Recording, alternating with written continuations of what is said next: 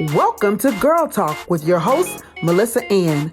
Girl Talk is that show which discusses the real issues Black women face being a mom, a dad, a wife, a girlfriend, a sister, a co-worker, a therapist, or whatever hat Black women wear on any particular day. Why? Because Black women are just dope. Without further ado, here is your host, Melissa Ann. Welcome to Girl Talk with your girl, Melissa Ann. Listen, today's show is about tenacity. Many times as a Black woman, we have to be overachievers, and that requires being tenacious. That requires being adaptable. That requires sometimes being superhuman. Some people don't even understand how we do it. And I call it putting on your cape. And we have many capes. But joining me today is Miss Amber Richbook, who I think is the epitome of tenacious once you hear her story and what she's overcome. But without further ado, Amber, please introduce yourself. Yes. So first, I absolutely have to say thank you for having me. Like, I don't take this opportunity for granted. So absolutely thank you for allowing me to be on your platform.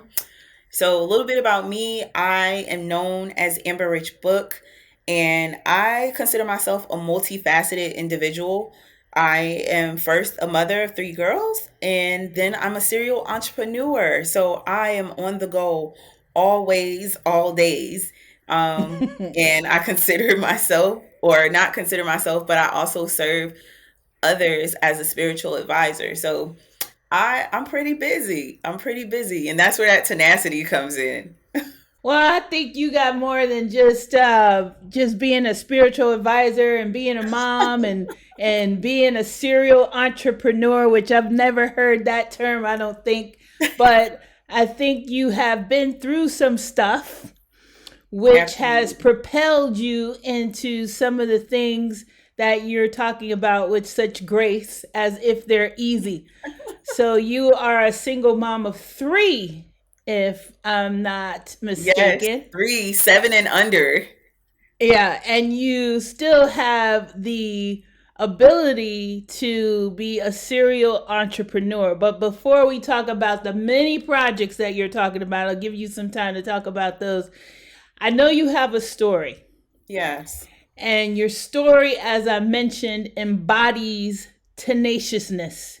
It embodies being superhuman, and it embodies being what I just described as being adaptable, which we Yes. typically have to do as Black women is adapt. So I'd love for the audience to hear a part of your story of what you've overcome, which is just amazing. So I absolutely want to echo what you're saying, but also put it like this.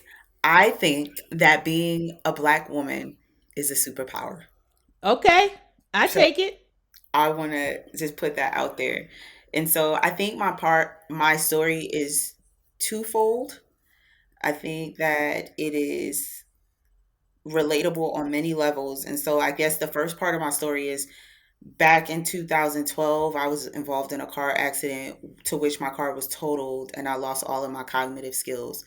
What does that mean? And cognitive abilities. That means being able to speak, being able to think as fast as I used to. I was not able to do that. So there was once a time when I was in college, I could have the TV on, I could have the music playing, and I would be studying. And I had a 4.0 in GPA. And you see that I just stuttered. So I still stutter sometimes, but I've mastered it to a certain extent. And so with that, I ended up having a stutter, which is that's my speech impediment. But I'm a public speaker, so imagine that, right? I'm a public speaker with a stutter, I don't think anybody would have noticed if you didn't point it out. and that's the thing because I just keep going. I'm like, okay, it happens. Um, Yeah. and I had to learn how to walk. I had to learn how to tie my shoes again. My equilibrium was off for months, so I had Velcro sneakers, y'all, and I had sliding shoes because I didn't know how to tie my shoes, and then it was Wow. horrible trying to bend over to tie my shoes. But the graciousness in that is in that moment before my accident, I absolutely now I can say that I'm grateful for it, because the path that I was going down, it wasn't that I was going down a horrible path, but my ego was allowing me to get ahead of myself. Okay. Talk about that. What does that mean? It meant that everybody owed me something for my presence being there. Mm. Everybody owed me something, because it was like, do you know who I am? Do you know what I'm doing? Do you know what I've done? And it was more so of, and when I explain this to people, I explain it that I was navigating and living out of fear. Fear that someone would uncover that I was this little girl who just wanted to be accepted, this little girl who just wanted to be loved, this little girl who just wanted hugs and validation all at the same time. And so instead of necessarily looking for it from people, I began to create it on my own and to create my own status. And so when I had my car accident, that status was taken away from me, because I go from this 100% what I felt was independent to completely dependent upon others. And I lost everything. I lost my home. I lost my car, of course, right? I lost my jobs, because I was working multiple jobs. I was a beacon in my community, like creating programs for high school students. And I lost all of that. And the funniest thing about this is that I was still in college. Yeah, and you know, you're a spiritual advisor, so you know that God has a way of humbling us. Oh yeah, that And was we don't necessarily want it to be to that extreme, but yeah. we can't tell God what to do. Yeah, that was like my Paul and on my road to Damascus. I'm like, I'm Yeah. about to burn all these Christians out, because y'all don't know what y'all talking about. I'm living my best life. Whoopty whoopty woo. Jesus was like, all right, cool then. You're blinded and you gotta recover for 18 months, because that's how long it took me to recover. And on top of that, I found out I was pregnant through the car accident. So I had no idea that I was pregnant. And so now, Wow. on top of losing everything and then trying to recover, and I'm stuttering and I can't speak to people, and the only way I spoke to people was either through text, or I had a notepad that I carried around with me to write down what it was that I wanted to say. And so trying to distinguish between symptoms from the car accident and symptoms of being pregnant was a whole nother beast in itself too. Well, I was going to ask you about that. Like, how did you feel in those times, right? We're talking about Tenacious, and we are super women Oh yeah. and superhuman and superheroes and all these things, Oh but we feel, right? yes. And We sometimes we feel. mask those feelings with other things. So, what were you feeling during those times? Like, Oh, life was over. It was the end of the mm, world. yeah. It was the end of the world for me. And it really forced me to look at myself right then where I was. So this is the beautiful thing too about our growth, whether spiritual, everything is spiritual, right? Everything is personal. About our growth is that we can only focus on where we are right there in that moment. And it doesn't mean that I arrived in that moment at that point of healing, but I healed from that aspect. And then I continued on in life. Okay, now I'm presented with another situation, and there's something that I needed to heal through. But here in this particular case, I did not feel good. I felt so unsure of myself. I felt like a failure, right? I didn't, Failure. yes, I felt like a failure. I'm like, this can't happen to me. Not me, but it did. But how about your support system? Like you talked about, like you walked around, I was the shit. So did people say, well, you ain't the shit anymore, so we can't really help you? Or did people rally around you and give you the Yeah. support you needed that you would may have not necessarily given them, right? Yeah. Reality. No, so that's the thing, right? I did give that support. I was that Okay. person, right? We gonna call Amber. Whatever we need, we can always call Amber. I was like a young black godfather. Little Okay. girl that was the godfather. They're gonna come to me, they're gonna ask me, and I'm gonna support them through it. So when I fell, it was like, and I'm not trying to compare myself to any type of divinity, but it was like, our ascended master, what are we gonna do? She can't speak to us. And so Mm-hmm. naturally, like everything, things fall by the wayside. Because if they're like, if you're our strength and you're no longer here, what can we do? So people were relying on you to be their strength. Talk to me a little bit about that, because that seemed like a setup from the beginning. So this is so multifaceted, and I feel like it's a deeper conversation. It will be a conversation in its own, because there's two types of experiences that people have. Like, you got people pleasers, which Yep. I was an avid people pleaser. And then you have the receivers, which Mm-hmm. you owe me this. And so Okay. it's like, oh, I got it. I got it. So that you can let people know that Amber did this to help you. Okay. I'm going to give and do for you because that's what fulfilled me at the time. Seeing, right? Some people say, okay, well, what makes you happy? And then the moment that someone says, I just want to see other people happy, that makes me happy. That's a red flag right there. I just want to see other people happy because that means you do not know yourself. You are not connected with yourself, and your happiness comes from outside of you. I would agree with that, but I don't know if it's a red flag because I get joy out of seeing other people prosper. I'm a connector. I'm a Yes. connector. I'm a Hmm. person that gets pleasure out of helping other people. So I don't know if it's a red Pleasure and flag, happiness but are two right, different things. yeah. Now, the flip side of that, where I think is a red flag, is that it's so much to the other side that I forget myself. Like I Mhm. forget to do for myself because I am doing for others. Is Mhm. that what you were experiencing? Yes and no. So it was for my own fulfillment. So that's what Yeah. I mean. The people who give to homeless, but they're recording it and they're like, this is Yeah. me, look at me, giving back. It was like, Right. look, you seen all these people I help? I do this because I'm a connector too, because I still give of myself. I still connect. It brings me joy and pleasure to see me being able to contribute to other people's lives. And that's why wealth is important to me, because the more wealth that I gain and have exposure to, I'm able to give back and to contribute to other people and serve others. The issue comes in to twofolds. You either one, forget about yourself, or you need to be recognized for the work that you do. Yeah. My connections now and the joy and the pleasure is I'm okay with the behind the scenes. I want you to figure it out. I'm just here to assist you, right? Okay. It's not for a recognition from anybody. Whereas before it's like, look, this is what I do. I don't know if you've ever met somebody who just run their credentials. They like, I went to this school, this school, this school. Or we talked about you got to kiss the ring, right? You got to kiss the That, ring. yes. Yeah. That In that I think order that's to what I'm trying to yeah, say. you got to Yes. kiss the ring to be in my circle. If you don't kiss the ring, then you're not in my circle. Now, those people may exude some type of tenacity, but they're not necessarily for the good, right? The tenacity is self serving. Mhm.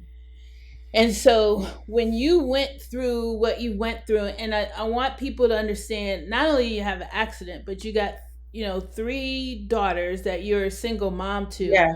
What is the strength? Where do you get your strength? Where do you get your tenacity?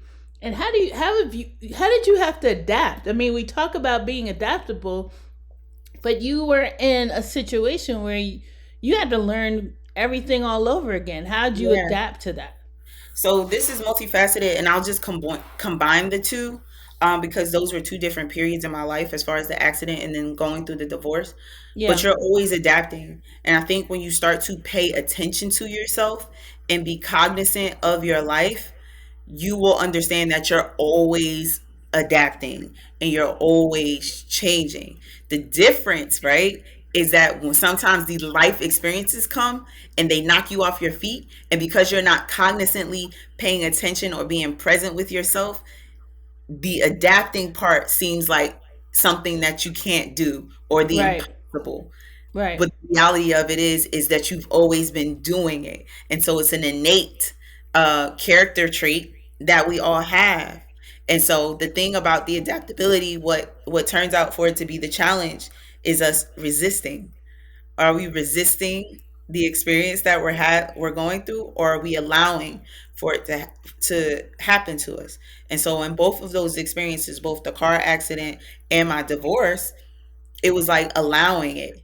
And so when you allow it in these particular quote unquote losses, because understand, after an end and a beginning comes, you got to grieve the process. You got to go through the grieving process, right? Sometimes people think grieving is just when someone you love passes away. No, you grieve people, places, things, experiences, memories, Yeah.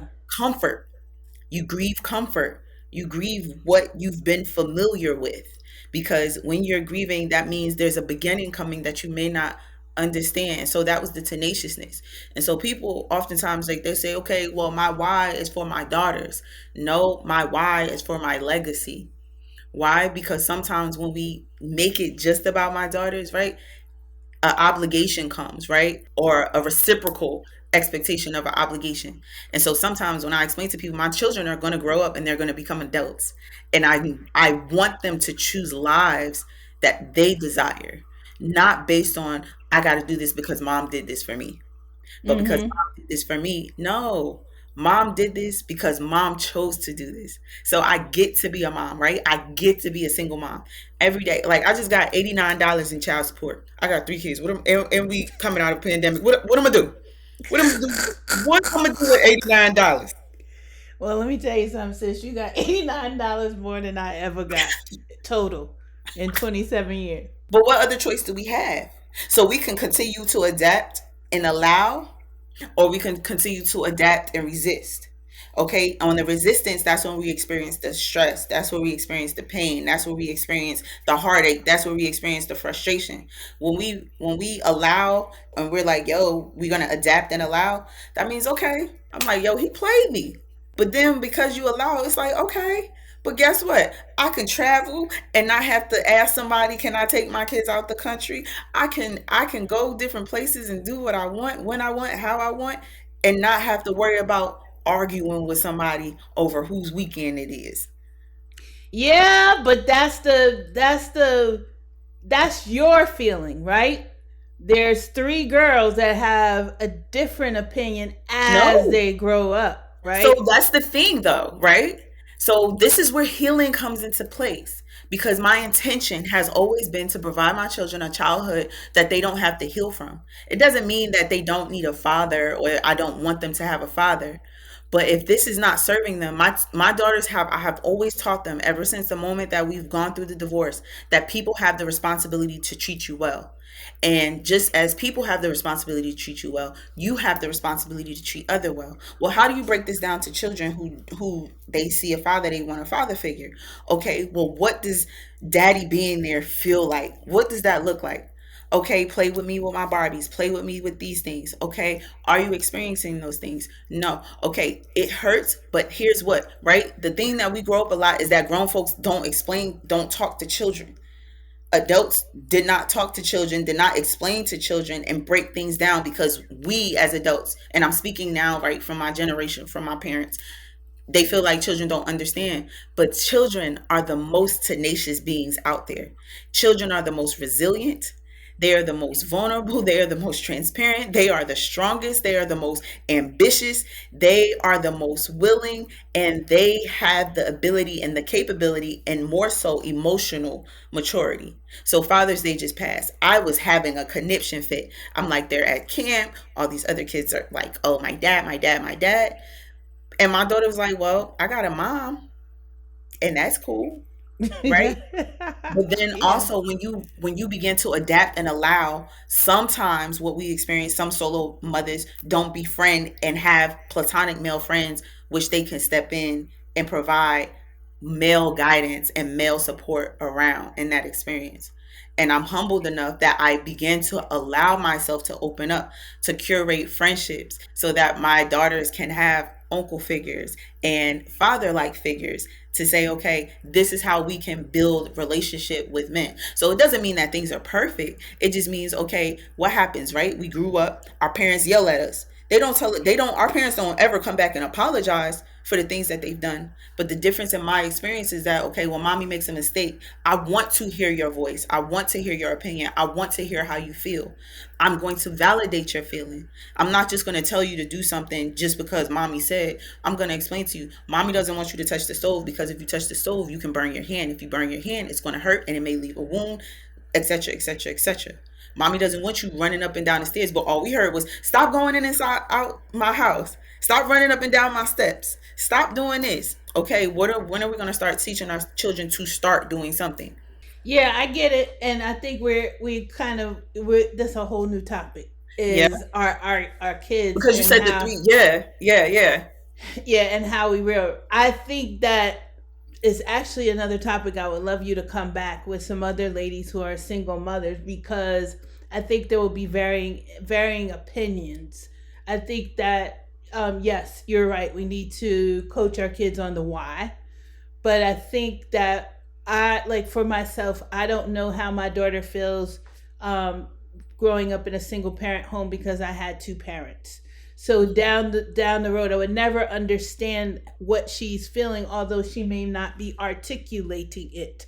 Is all that I'm telling you is that when they get older, there may be a sense of, okay, yeah, I grew up with a single mom who was great and gave me all these things and was open and honest with me, but why wasn't that parent there? So I think that's a conversation that we can have, and I'd love to bring you Yeah, yeah, back for yeah, that. yeah. But Absolutely. as but And as as a far side as note, yeah, everybody's different, right? So everybody's path is different. And so this would be a great conversation because, you know, people parent different and everybody's experiences are different. yep, they do. Everybody does have different experiences. So talk to me about a moment where you were at your breaking point and you had to say, okay, I'm not going to let this situation overcome me. Is where you really had to use your tenacity, or what I have coined as never give up to ness. You know, you reach your peak and you reach your cap, and that's different for everyone. My cap was when my ex-husband took all my money out of my bank account because he thought I was going to leave him. And of course, there was like abuse and fighting and domestic violence and stuff like that happening. And it was like, all right, cool, Amber, now or never. Because I would I would rather raise my children in a happy single mother home than a two-parent household that's toxic and all they see is a man and a woman fighting all the time. Mm-hmm. And there's no comfort or reciprocal love. And so I like packed my babies up and left. And at this time, I'm traveling for work. So I had no money to my name at all. If I didn't have Mm-hmm. a company credit card at the time, I would not be able to eat, live, etc. And so it comes a time where it's a peaceful, like one of those, there's no other way out. And so when you come to that self to yourself and you like, okay, I decide, and it's an adapting and allowing type experience, it doesn't mean it's happy or pleasurable. It just means that strategy will come to you. Divine, for my experience, divine inspiration and guidance will come to you as far as what do you need to do. So off of a $2,000 loan from my bank is how I am this Amber I am today, to be able to say, okay, now I got a bank account. Now I got this loan. I'm going to use this loan to get an apartment. I'm going to get this apartment. I'm going to, when I get my first paycheck, start on a payment plan, buy this, do this, do this. And a plan will come to you. And then when you understand, my children, I didn't give them an opportunity to see me grieve or to cry. And if there were moments where they did see me crying, being able to explain to them that what my tears were for in a way that they could understand, in a way that they could cope, and in a way to share with them that they can't make me happy, right? They don't own my emotional path. So you just got to know that enough is enough, but enough is different for everybody. It is, but you hit on some real stuff.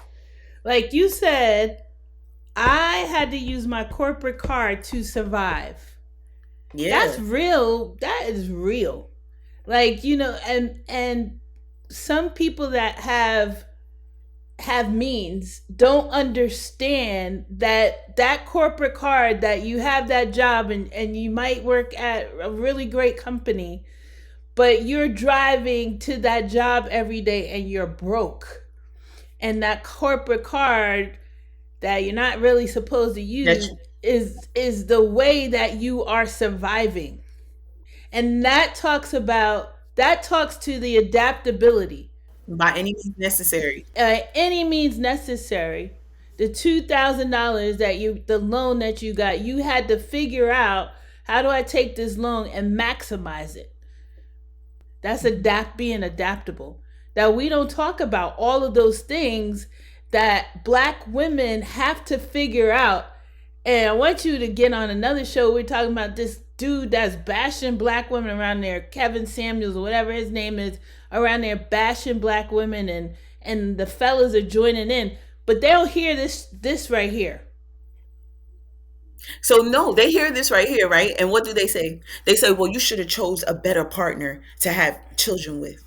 I was a virgin in college and I ain't never have a boyfriend. And this was my first boyfriend. And I did exactly what grandma told me to do. She was like, you gonna graduate high school, you gonna go to college, you gonna do good, you gonna find you a husband in college, you gonna have some babies, and y'all gonna grandma, don't ever give me no more advice because I don't want it. Don't want it. Right? That's and they said, well, you should have chose a better part. Well, well, I'll be damned. I didn't know. But I also came from a single mother home, and my dad was around, but he never taught me nothing about nothing. I just had a Right. conversation with my dad, like, "Yo, why didn't you ever teach me about men?" But then you realize half of these men that are joining in and high fiving, they're not operating at their highest potential or their optimal version either. They're broken too. They're broken too. Right. Right. Somebody did something to that man where he has to knock women down on their daggone heels to make himself feel better. Every time I hear something coming out of that camp, I'm pissed off. Yep. Oh, and you And got women that co-sign too and join in too. I know, but the women that's sitting there listening, like, yeah, you're right. No, he's not. What I say to those people is if people, this is my thing, right? I explain to people if you focus on healing, and sometimes when people think of healing, they automatically think like something traumatic happened, a breakup, or that. No, healing is a lifelong process and experience. If you focus on healing and becoming your optimal self and the best version of yourself and your favorite self, and that's what I'm talking about, the happiness that's within. And that's where you know that giving to others fuels you. It brings you absolute joy, but also the ability to be able to sit in a room by yourself and laugh and smile and become whole. Because what happens is a lot of relationships are broken people coming together thinking that the other person is their piece of the puzzle to be fit. But the thing is, marriage or sacred unions or relationships should be two whole individuals coming together with the intention to be together, to grow and expand. But when you got broken pieces going on and somebody yelled, now you mad because they put the ketchup in the refrigerator and you put it in the cupboard. Or you Yeah, mad because they put the syrup in the refrigerator, but you put the syrup in the cupboard. But then when you're two whole individuals, you become admired. You're like, oh boo, well, why you put it in the refrigerator? And then you become open to learning this person's individuality. And then it's no problem having two syrups. There's no problem having two ketchups because you know that your boo like they ketchup and they syrup in the refrigerator and you like yours in the cupboard. that's right. Yeah, we gotta have to have you back on the YouTube with the fellas, and we'll talk about that after this. But Yeah. you have a bunch of projects that you're working on that I'd love for you to share, not only where people can reach you, your website, but talk about some of the projects that you have or events that you have coming up so people know who Amber Richbook is. Man, so the biggest thing is follow me on Instagram at a.richbook because that's where I am all the time, all days, always. That's where you can find me. And yeah, all my other platforms are connected in my bio.